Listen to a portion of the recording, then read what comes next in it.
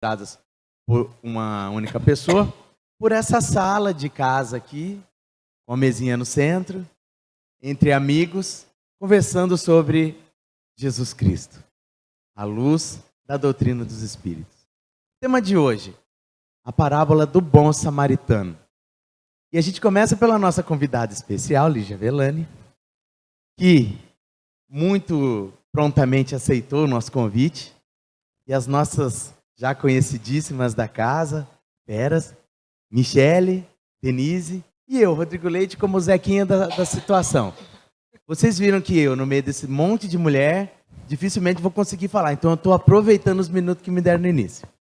Então eu vou passar a palavra para cada uma delas, se apresentar rapidinho, falar o que é, para a gente começar esse assunto muito interessante, começando pela nossa convidada. E aí, Lígia, tudo bem? Boa noite, tudo bem? É uma alegria estar aqui com vocês, compartilhando do pouquinho que a gente tem aprendido com o Evangelho de Jesus. E esse cenário está muito relacionado ao cenário do Cristo na sua época, quando, ao entardecer em Cafarnaum, os pescadores, as pessoas se achegavam ali na casinha simples de Pedro, cansadas do trabalho, ali se assentavam na sala do Pedro. E Jesus aparecia com carinho e se colocava a ensinar. É assim que o Evangelho fez luz em cada um de nós, né? Nesse cenário de simplicidade e partilha. Muito obrigada pelo convite. Que delícia. Dê, tudo bem? Tudo. Boa noite a todos, boa noite aos internautas, que possamos estar ligados com a espiritualidade, envolvidos no amor desse plano espiritual tão maravilhoso que nos acolhe, que prepara essa casa tão amorosamente e que possamos ter um bom bate-papo sobre Jesus. Muito bom falar sobre Jesus. Boa noite a todos. É com muita alegria que eu estou aqui mais uma vez entre amigos, porque a Denise já é uma companheira de longa data. O Rodrigo também estuda com a gente as parábolas e a Lígia, eu vou contar um segredo. A Lígia, eu sou fã número 1 da Lígia, né? Pelo trabalho que ela desenvolve, pelas palestras, pela sensibilidade, pelo olhar que ela traz ao estudo do Evangelho e aos temas que ela desenvolve. E nesse momento em que nós vamos estudar a parábola do bom samaritano, é como se nós abríssemos um livro para encontrarmos Jesus. Porque Jesus está em cada palavra, em cada ensinamento dessa linda parábola. Então, é o momento de nós podermos matar um pouquinho a saudade de Jesus através dos ensinamentos dessa noite de hoje. Ah, que bom. Então, começando, pessoal, essa parábola está em Lucas, né? A tradução que vocês vão ver aqui em cima, a gente extraiu do Novo Testamento, traduzido pelo Haroldo Dutra Dias. Esse livro aqui é excelente, ele foi traduzido do grego para o português, e o Haroldo dispensa apresentações, né?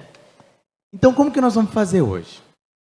A gente vai lendo os versículos que eu e o Paulo Lara, que está vendo a gente lá de casa, decidimos dar uma separada aqui, e vocês, minhas queridas, nos contemplem com vossos ensinamentos.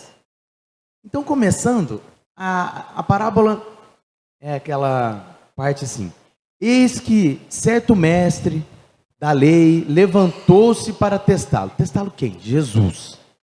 Dizendo: mestre, depois de fazer o que herdarei a vida eterna? E ele disse: que está escrito na lei? Voltando-se para o mestre, né? Voltando para quem lhe indagava, né? O doutor da lei. Como lês? O que está escrito na lei?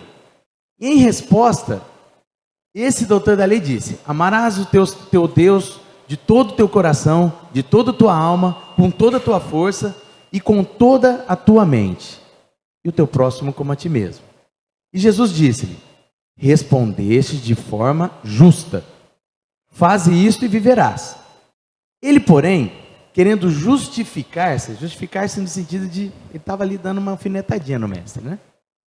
Disse a Jesus: quem é o meu próximo? Então, meninas, quem é o meu próximo? Vamos começar por aqui. Quem sabe ler? Vamos começar? Essa parábola, ela, antes da gente analisar as palavras, nós vamos ter que ir situando algumas questões históricas, porque senão nós corremos o risco de ficar só na superficialidade e não compreendermos totalmente. As parábolas de Jesus, eu digo que são como uma cebola. A cebola tem várias cascas, várias camadas. Então, nós temos que ir tirando cada camada para chegar no cerne do ensinamento, para termos clareza do que foi dito por Jesus. E cada palavra tem um significado. Então, uma coisa que a gente tem que pontuar, que o doutor da lei, ele levantou-se. Por quê? No tempo de Jesus, os mestres, eles ficavam sentados para ministrar o ensinamento. E os discípulos sentavam mais abaixo. E cada um que ia falar, colocava-se de pé numa atitude de respeito. Então, o levantou-se era uma atitude de respeito. Só que as perguntas que o doutor da lei fez não foram em tom de respeito, mas sim em tom de provocação. Então, aquele doutor da lei... provocando Jesus. Provocando Jesus. E por quê? Qualquer escorregada que Jesus desse seria motivo para o Sinédrio estar condenando Jesus, porque eles já tinham essa preocupação de não deixar os ensinamentos de Jesus serem muito divulgados, porque ia contra muitas coisas do que eles queriam e achavam que era o correto. Já? Interessante que as parábolas, Jesus extraía do cenário do cotidiano das pessoas. Antes de acontecer esse episódio, ele e os discípulos estavam peregrinando, para a cidade de Israel, para a festa da Páscoa. E eles bateram em várias hospedarias e foram recusadas a sua entrada. Então, você imagina, eles estavam cansados, com sede, com fome, né? Toda uma jornada de mais de 100 quilômetros a pé. E eles, ao chegar... A mesma Samaria do samaritano? Ixi. E eles chegaram e não encontraram uma hospedaria. E aí, ao se sentar, chega esse abençoado doutor da lei e Jesus, revestido de toda a paciência, senta-se para conversar com ele. E aí ele propõe essa reflexão, colocando todos os personagens neste cenário que representavam o contexto histórico da época. As parábolas, elas podem ser interpretadas de várias maneiras, depende do olhar que se lança. Você pode olhar sobre uma perspectiva histórica, analisar o contexto cultural. Você pode analisar sobre uma perspectiva teológica, sobre uma perspectiva espiritual. Eu costumo brincar, você falou da cebola, depende do óculos que a gente coloca para enxergar. E cada óculos que a gente usa, a gente vislumbra um detalhe diferente. Então, as parábolas e todo o ensinamento do Cristo são eternos, nunca estão esgotados. Ao perguntar isso, é claro que, como você falou, o doutor está perguntando, está questionando e provocando por quê. Tem uma questão aí importante, que é a questão de quem é o vosso próximo. Naquela época, o próximo era quem compactuava do mesmo culto que eu. Então, o judeu era próximo do judeu. Samaritano não era considerado próximo. Ou seja, era indiferente à vida, ao sofrimento e à dor de todos aqueles que não fossem judeus, como o doutor da lei. E aí Jesus propõe essa parábola.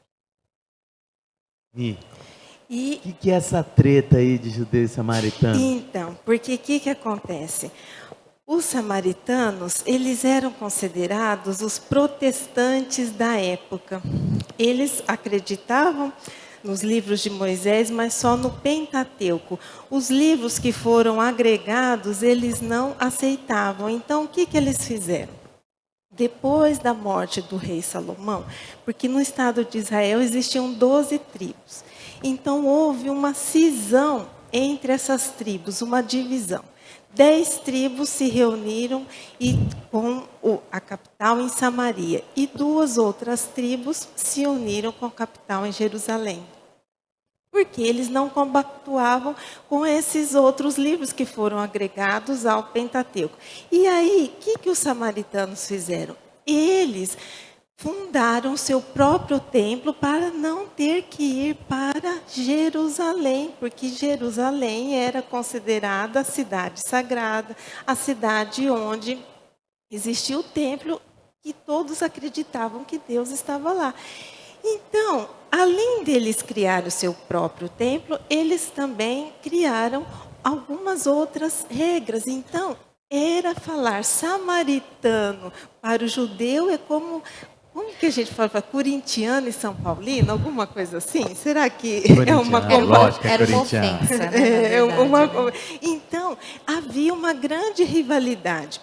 E o grande X da questão aí é que ainda bem que o doutor da lei perguntou quem é o meu próximo, porque se ele já tivesse entendido de primeira quem era o próximo, não haveria essa parábola, porque Jesus contou essa parábola para poder explicar quem era o próximo, né? E daí nós temos essa parábola riquíssima em ensinamentos, e esse doutor da lei também, ao mesmo tempo, ele já sabia a resposta. Tanto é que Jesus pergunta o que lês, porque os doutores da lei eram aqueles que ficavam exclusivamente para estudar e discutir as leis da época. Eles eram os responsáveis pela educação.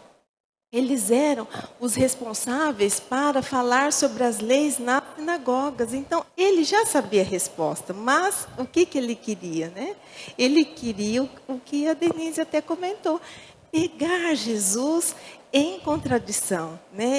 Eles estavam todo o tempo testando quem será que é esse homem, né? Que chega falando e trazendo esses ensinamentos que mobiliza multidões, né? Então vamos lá. Aqui então nós temos um cenário que, como a Lígia muito bem pontuou, antes dessa passagem, está lá Jesus com os apóstolos. Eles eram judeus, certo? Jesus era judeu. Os apóstolos também, certo? Eles tinham que ir para Jerusalém, na Páscoa, é isso? Indo para Jerusalém, tem 2 caminhos. Tinha um fácil e o difícil. O difícil era pela Samaria. Eu assisti uma palestra do Haroldo que ele disse que era uma tradição daqueles povos hospedar alguém. Posso? Pode, claro, vamos lá. Era uma lei. Eu estou tentando costurar o que vocês disseram até agora. Era uma lei. Lei? Era uma lei para os judeus. Inclusive constava da Torá. Que todo mundo tinha que hospedar o viajante. Porque E 144 quilômetros, né? 27? Não, pela Samaria. De Cafarnaum, onde Jesus morava, né? Isso. Jerusalém, 144 quilômetros. De isso. Jericó Pra Samaria. Isso. Mas Jesus estava De vindo Jericó, que era. Jesus estava vindo de Cafarnaum, então para é a festividade 144. da Páscoa. Isso. Então vamos lá, eu estou acompanhando vocês. E quando eles saíam em viagem, não era que nem a gente que sai com mala, com um monte de coisa, que tem facilidade de transporte. 144 quilômetros. Naquela sandália. época, a maioria das pessoas andavam a pé. Quem tinha um animal eram pessoas ricas. Então, a maioria das pessoas não tinham animal. Então, eram 144 quilômetros a pé, sem bagagem, sem provisões. Eles saíam porque não tinha como carregar aquilo tudo. Era um deserto. Então era uma viagem bem complicada. Por que essa lei? Porque como a maioria das pessoas fazia essa viagem a pé, sem provisões, tudo, então quando eles se sentiam cansados, eles batiam na casa das pessoas. E as pessoas eram obrigadas a terem uma provisão, obrigadas a cederem o melhor lugar da casa, a atender bem, a cuidar da segurança, tudo que o hóspede tivesse necessidade. Vamos lá, 144, acompanha comigo, pessoal. Vocês aí de casa também. 144 quilômetros, a pé de sandália, passando pela Samaria. Isso o doutor da lei sabia que tinha acontecido. Ninguém tinha hospedado o pessoal de Jesus. Imagina, Jesus passou na sua porta e você não o hospedou, ele e os apóstolos. Aconteceu isso. E aí o doutor da lei sabia de tudo isso. Aí ele pergunta: quem é o meu próximo? Então, tem a ver alguma coisa? É que antes, essa provocação tem a ver? Na verdade, antes, o doutor da lei pergunta: o que fazer para herdar a vida eterna? Essa pergunta havia um debate na época entre os judeus, como fazer. Eles acreditavam que tinha uma listinha de coisas a ser cumpridas. E na Torá tinha então a resposta. Porque quando Jesus perguntou ao doutor da lei o que está escrito, é o que está escrito lá na Torá. Como você lê? Como você interpreta? E a resposta que ele deu, ele conhecia. Era o que estava na Torá, na lei que os judeus seguiam. O que eu acho aí do doutor da lei é a falta de sensibilidade. Eu estou fazendo bate-bola porque eu quero entender por que ele estava provocando Jesus. O que destaca no meu olhar do doutor da lei é a falta de sensibilidade, né? Porque uma pessoa que conhecia as leis de cabo a rabo profundamente não teve a sensibilidade de pensar: esse homem está chegando de uma viagem longa, ninguém ofereceu abrigo a ele, ele está cansado, faminto. Imagina num deserto, né? Andando de sandália, o pé, eu já consigo até sentir o fogo pelos pés, né? E cansado, faminto, exausto, e ele ainda vai tentá-lo, né? Então, quer dizer, ele não dá trégua, porque o que teria que ser feito? Jesus chega à cidade, água gelada nos pés para refrescar, um alimento, uma água, né? Estava na lista, né? Tinha que para hospedar, eu tinha que oferecer uma bacia de água fresca. E nada disso é feito. E já se começam as perguntas, e já se começa um diálogo pesado, difícil, convidando a Jesus a um ensinamento que não era tão simples assim, né? E quando a gente traz esse evangelho para a interpretação com o coração, a gente já começa a vislumbrar um cenário espiritual com relação à nossa evolução. Se a gente pensar no contexto de peregrino, nós o somos na jornada evolutiva. Somos peregrinos da vida, estamos caminhando em diferentes existências, sofrendo os desafios e as intempéries das adversidades da vida. E muitas vezes, ao nos encontrarmos com aqueles que dizem conhecer as leis de Deus, muitas das vezes nos deparamos com essa falta de sensibilidade e falta de humanidade. Conhece toda a lei, com todas as vírgulas, em todos os textos, mas essas palavras não estão no coração. E nos faz perguntar: até que ponto eu também não carrego em mim algum conhecimento? E quando a vida me convida a exercitar como um ser humano, numa perspectiva espiritual, eu sou duro e rígido com as pessoas e fico preso às conveniências, ao invés de deixar que a humanidade e o meu lado espiritual tenha voz. Muito bom. E aí é o seguinte, nós estamos vendo que o doutor da lei estava falando com o mestre, né? Com Jesus. E ele de bobo não tem nada, né? E aí a gente pula para nesse novo versículo, né? Prosseguindo, disse Jesus. Ele começa a contar então, né, pessoal? Vamos lá.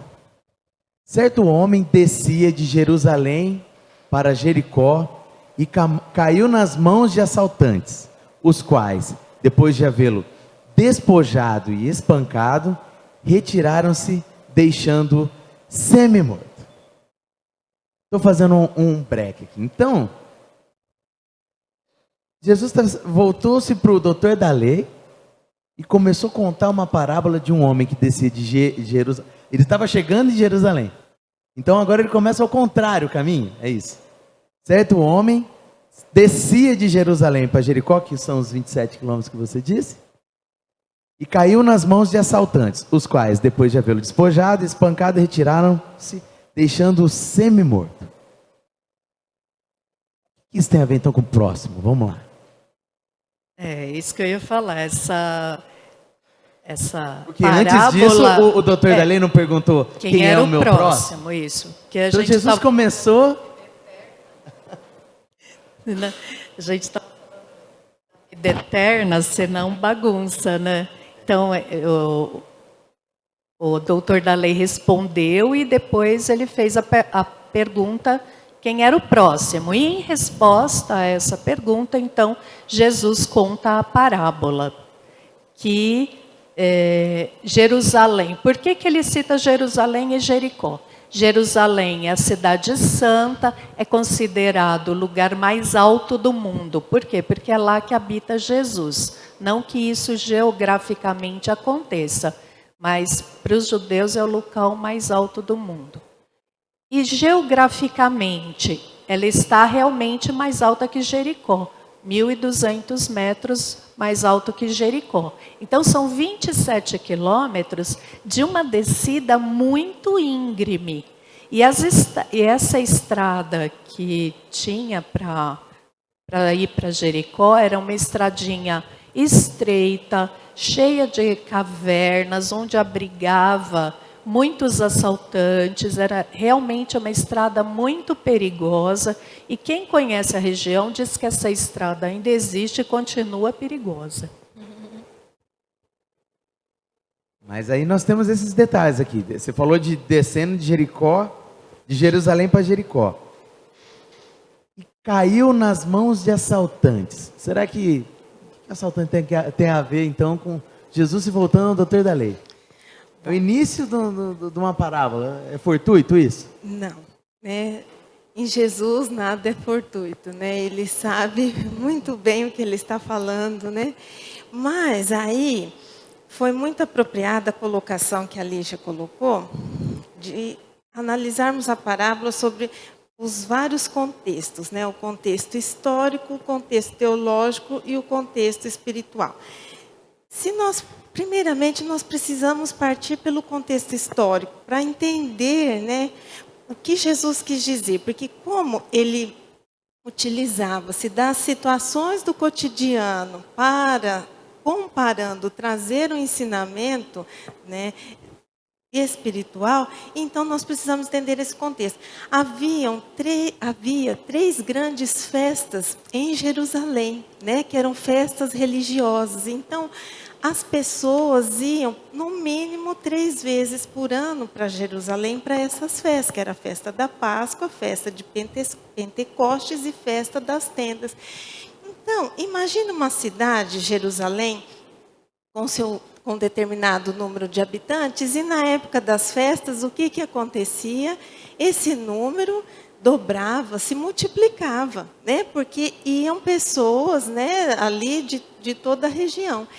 E iam pessoas que estavam com a intenção de buscar a Deus, de ver a Deus e serem vistas por Deus, mas também iam aquelas pessoas oportunistas que iam tentar lucrar com algum comércio, pessoas que já iam com a intenção de assaltar.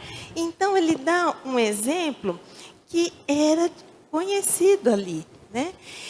Descendo de Jerusalém para Jericó, provavelmente Historicamente falando, porque depois tem as outras visões, né? Mas historicamente falando, provavelmente essa pessoa foi para algum evento religioso lá em Jerusalém e estava retornando para a sua cidade, Jericó. E como era essa estrada perigosa, essa estrada que, por suas cavernas estreitas, ela tinha, né, essa tendência a ter assaltantes, então a história começa a se desenrolar. Então, isso seria a visão histórica. Só que tem muito mais por aí, Você né? nos socorre com a visão espiritual? O que a gente precisa também destacar é que é certo homem. Que homem é esse? É um samaritano? É um doutor da lei? É um publicano? É um levita? Não se sabe. E isso faz total diferença logo no início da parábola, porque nós não temos informações de quem é esse homem, é qualquer pessoa, que descia de um cenário de vivência religiosa, de vivência espiritual, para uma cidade que era um centro comercial. Jericó era um centro comercial. Então, a gente já começa, a partir da questão histórica, a olhar pela questão espiritual. Essa descida de uma vivência religiosa, espiritualizada, para as questões de experiências da matéria, essa descida vibratória, se a gente for olhar por esse ângulo. Aí, o que acontece? E caiu nas mãos de assaltantes. Isso é comum, como as minhas irmãs colocaram, era uma região muito perigosa. Historicamente é assim. Mas espiritualmente, o que significariam esses assaltantes? Que assalto é esse que Jesus está falando, né? Os quais, depois de havê-lo despojado, então a gente vê uma perda de algo, né?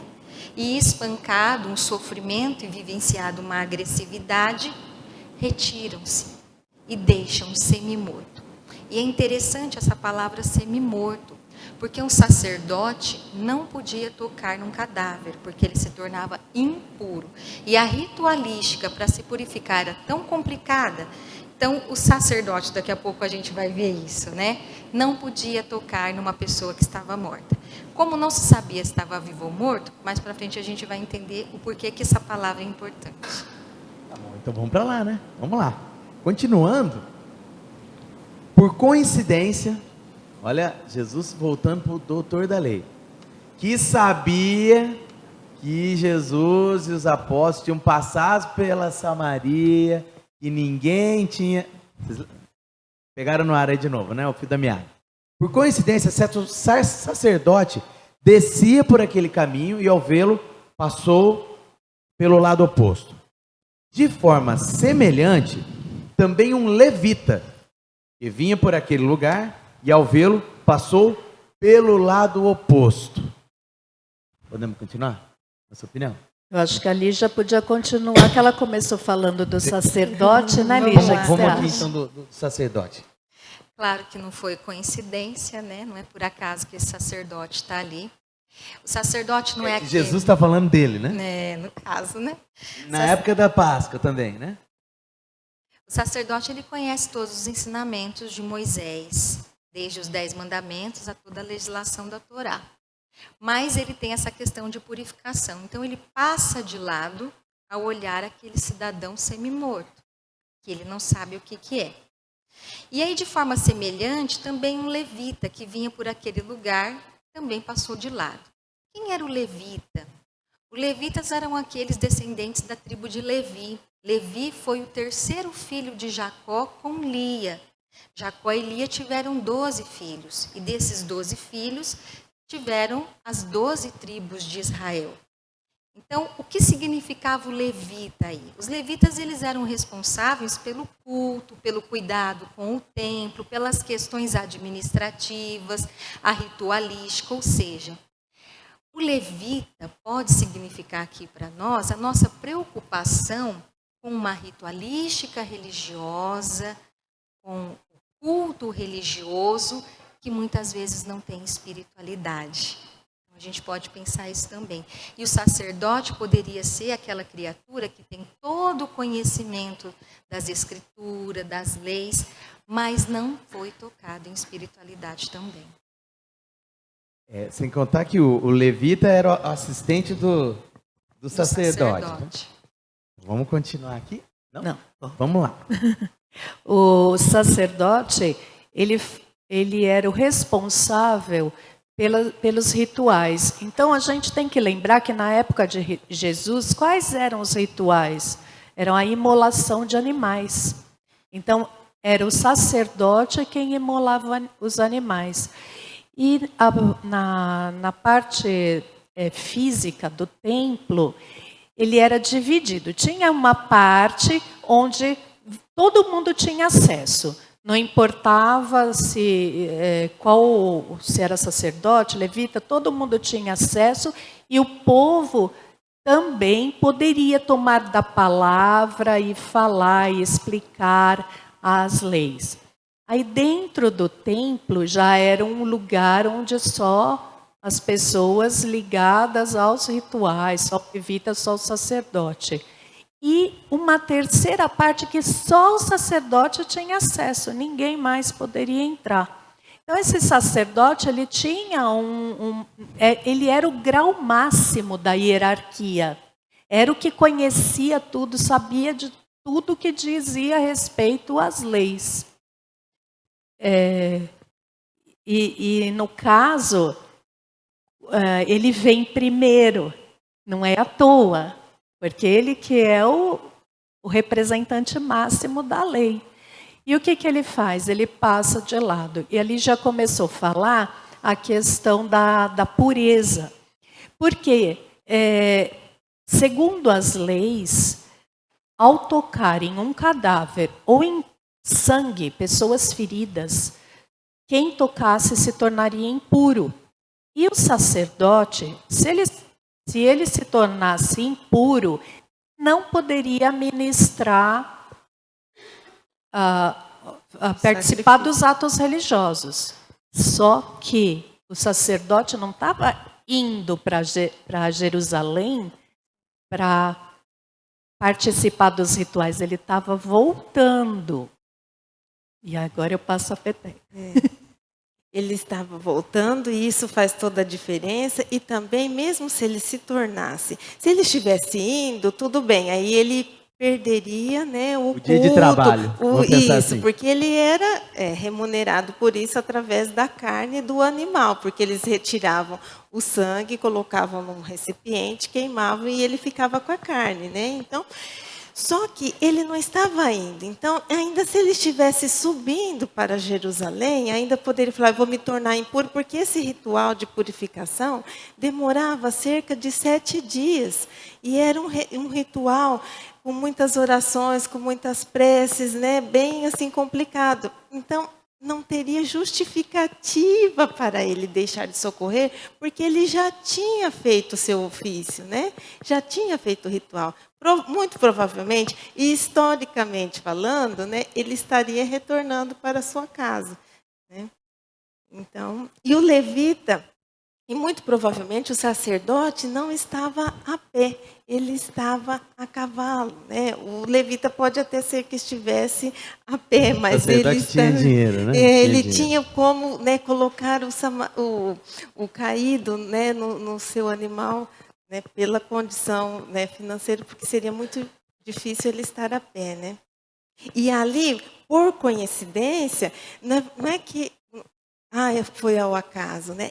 Esse por coincidência quer dizer ao mesmo tempo, né? Então, ao mesmo tempo que a pessoa estava ali caída, semi-morta, ao mesmo tempo passou um sacerdote, ao mesmo tempo passou um levita.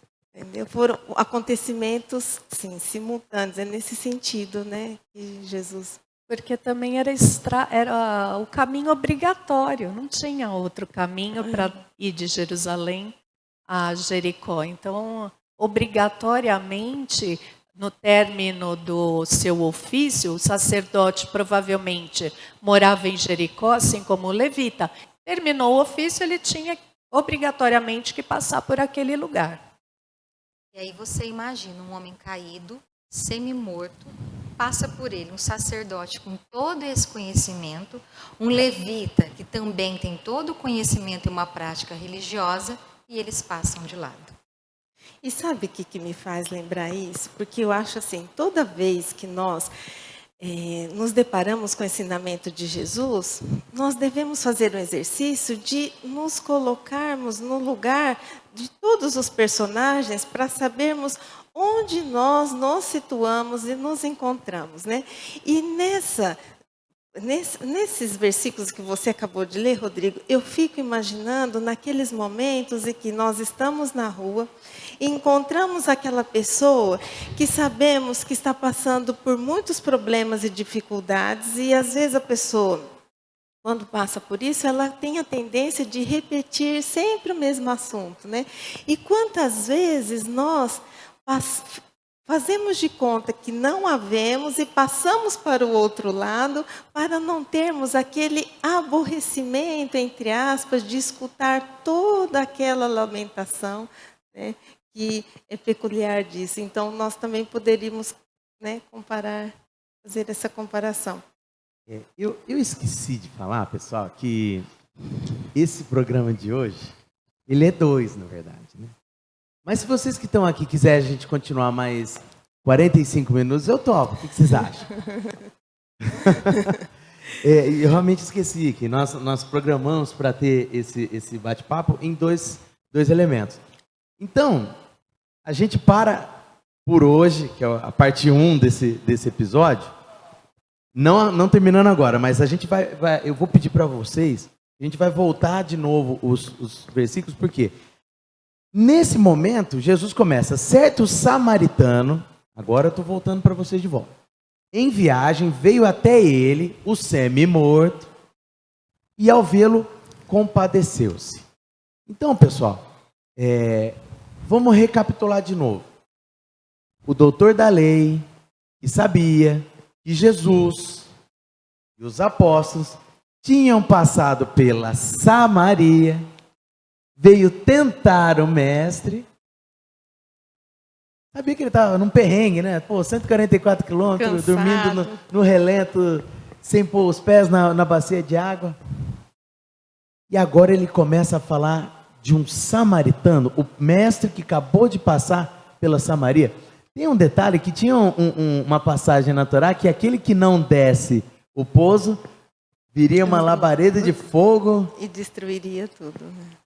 Vamos falar um pouquinho disso? Porque daqui para frente a gente não vai continuar hoje. A não ser que o pessoal aí... levanta a mão quem tem mais 1 hora. Então, olha, a gente vai ter um segundo programa mesmo, ainda bem, né? E então, descia de Jerusalém para Jericó. Eu gostaria que vocês me ajudassem, nesses últimos 45 minutos de programa, estou brincando, pessoal, para concluir. O que nós vimos até agora? Essas figuras de linguagem, descia de Jerusalém para Jericó, a figura de um samaritano, sabendo que os samaritanos prejudicaram Jesus e os apóstolos. Começa. Me ajuda. Mas não é só que prejudicar. Essas figuras, né? Descumpriram a lei, né? Além disso, tem a questão que a Michele colocou, que eles eram odiados pelos judeus. Eles tinham brigas muito grandes entre eles, se odiava, eles se odiavam. Na Torá era proibido odiar. Fala odiar, mas era amar mesmo, menos. Mas, de fato, eles se odiavam. Então, Jesus colocar um samaritano, sabendo da posição que ele tinha para aquelas pessoas, já era bem complicado, né? Interessante isso que ele colocou, porque a gente vai ver um pouquinho das lendas da época, né? Por conta de todo esse contexto de peregrinação, a temperatura hostil, a geografia hostil e todas as dificuldades, dar pouso, dar guarida para os peregrinos era um costume como se fosse mesmo uma lei, né? E aí, diante disso, foi construída na cultura uma espécie de lenda que era chamada de uma maldição. Aquele que não acolhesse um peregrino em sua casa, poderia aquele peregrino rogar aos céus, e os céus derramaria gotas de fogo, labaredas de fogo, e queimaria essa pessoa que não acolheu. Muito amorosa essa lenda, a gente pode perceber, né? Então, essas lendas justamente para isso, para ter essa cultura de acolhida, de amparo, de assistência aos peregrinos, né? É disso que você estava falando, né? E por que os samaritanos eles eram tão execrados na sociedade? Como a nossa irmã colocou, eles seguiam apenas a legislação mosaica. Com as 12 tribos, foram criando, através dos príncipes do sacerdote, dos doutores da lei, escritos e interpretações acerca daquilo que Moisés escreveu. E são justamente essas interpretações que os samaritanos não seguiam, por isso eles eram chamados de dissidentes. Eles tinham o seu próprio jeito de seguir Moisés e eles não entravam em comunhão com as outras tribos. E por não compartilhar desses outros entendimentos acerca da lei, eles eram excluídos. E por isso era criada essa rixa, essa contenda, a ponto de não ter agressões provocadas, mas eram como se fossem ignorados, como se nem existisse, como se a vida de um samaritano não tivesse o valor de uma vida de um judeu. Exatamente isso mesmo, né? E aí, por que eles não deram a hospedagem para Jesus? Porque eles foram se inteirar para onde Jesus e a sua comitiva estavam indo, né? E aí, quando souberam que era para Jerusalém, então eles se recusaram. E Jesus aproveita toda e qualquer oportunidade para ensinar. O que nós, né, seres mortais e imperfeitos, faríamos se alguém não nos tivesse dado a hospedagem? Nós falaríamos mal, né? Quantas vezes as pessoas até nos fazem bem e nós ainda falamos mal? E Jesus veio trazer mais um ensinamento. Além dele ensinar quem era o próximo, e não vou falar o outro ensinamento que vai ficar para o próximo programa, mas aqui nós vamos perceber que Jesus, além de ensinar o doutor da lei quem era o próximo, ele veio dar uma demonstração de amor, quer dizer, aquele samaritano, aquele que recusou a hospedagem, que o rejeitou, ele colocou como o exemplo, ele enobreceu o comportamento desse povo, né, que era o quê? Perseguido, discriminado. Então, olha só, né, como que Jesus aproveita tantas sutilezas, né? Aproveita a parábola essa é muito rica, né? Por isso que nós vamos fazer em 2. Então, pessoal de casa aí, anota esse episódio agora. Lá no canal do YouTube vai estar a parábola do bom samaritano, parte 1. E para a gente encerrar, dessa primeira parte, onde Jesus, que passou pela Samaria, começa a contar uma parábola, falando bem, enaltecendo um samaritano, porque todo mundo conhece o final da parábola, né? O que a gente pode tirar, em breves palavras, dessa primeira parte? E aí, em cima disso, a gente começa o próximo programa. Começando, por quem quer começar? B? Mi? Posso só para concluir? Tá. Claro. Porque aí eu já começo a falar. Porque aí, além dele falar bem do samaritano, só para concluir o raciocínio, ele falou bem com o intuito de unir, né? De unir judeus e samaritanos, querendo dizer, somos todos irmãos. Parem com isso, parem com briga. Não é porque ele não comunga dos mesmos pensamentos, da mesma forma de cultuar a Deus, que ele não tem o seu mérito, o seu valor. Aí, voltando, eu destacaria rapidamente esse certo homem, como a Lígia disse, porque aquele homem, sem falar, sem roupa nenhuma, porque se ele tivesse alguma vestimenta, já daria para saber, às vezes, da cidade que era, se era um sacerdote, se era um levita, se era um judeu, se era de um lugar ou se era do outro. Então, ali, ele coloca certo homem convidando a todos a auxiliar o ser humano. Independente de crença, de raça, de cor, de etnia, todo ser humano, toda criatura que esteja numa situação de caído, de semi-morto ali, merece o auxílio. E mais, Jerusalém E Jericó, a Lígia já disse, acredito muito apropriadamente, né, que Jerusalém seria quando nós estamos comparativamente, né, espiritualmente falando, conectados e sintonizados com Deus, né? Quando nós estamos numa vibração mais sublime e elevada. E isso se faz constantemente? Não. Quando nós estamos numa casa espírita, até a nossa vibração se eleva. Quando estamos num trabalho voluntário, mas normalmente o que plano acontece? espiritual. É isso, mas normalmente oscilamos muito.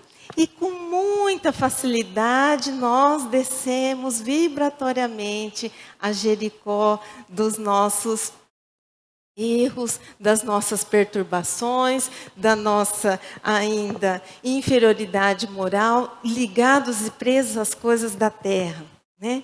E esses assaltantes podem ser vários, principalmente podemos destacar os assaltantes que estão dentro de nós, né? Não os de fora. Os nossos medos, a nossa falta de ânimo, a nossa insegurança, o nosso egoísmo, o nosso orgulho, a nossa revolta. E são esses assaltantes que acabam nos deixando o quê? Semi-mortos, mas semi-mortos às vezes não do corpo. Muitas vezes nós encontramos feridos na nossa alma, machucados por dentro. E que esses assaltantes muitas vezes, sim, pode ser através de um outro, mas também pode ser através de nós mesmos, né? E você? Seu olhar para a gente concluir essa primeira parte.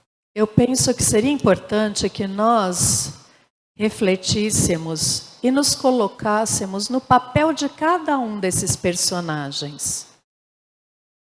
Quem sou eu quando eu estou no papel de sacerdote?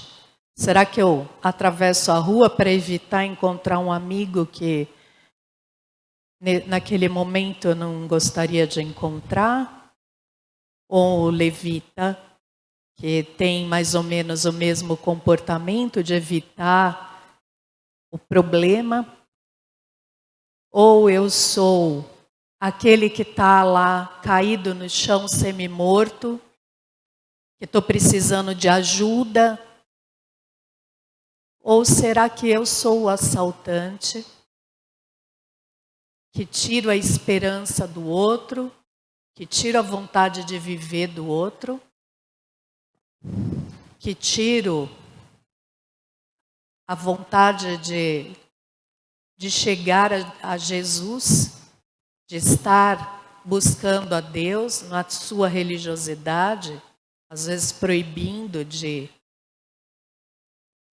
da pessoa frequentar o culto que ela deseja? Ou será que eu sou o samaritano que já compreendeu as palavras de Jesus e é capaz de agir? Essa palavra é muito importante. Tudo isso só na primeira parte, gente. Lígia, e você? Eu fiquei aqui pensando enquanto elas falavam, a nossa sexta é com Kardec, né? Onde a doutrina espírita entra nesse pequeno trecho que a gente viu até agora. Se a gente olhar para esse texto que está na nossa frente e trazer a interpretação de Jerusalém enquanto experiência espiritual, Jericó como a nossa identificação com a matéria, essa queda vibratória, essa queda de vibração, faz com que a gente se identifique com irmãos na espiritualidade que estão na mesma sintonia. E esses irmãos, esses assaltantes, Kardec e os espíritos chamaram de os obsessores, né? Aqueles que nos influenciam para atividades que são prejudiciais para nós e para o outro. Então, quando a gente fraqueja na espiritualidade, quando a gente não se alimenta de espiritualidade, facilmente a gente cai e se identifica com a matéria, com as adversidades da vida cotidiana e nos tornamos fáceis, damos fácil acesso àquela espiritualidade que não é tão feliz. E aí a gente começa a vivenciar as experiências de sofrimento, de despojo, de dor que esse irmão experimentou no caminho. Poxa vida, hein? Bom, então da minha parte, Eu achei ótimo tudo que vocês três feras disseram.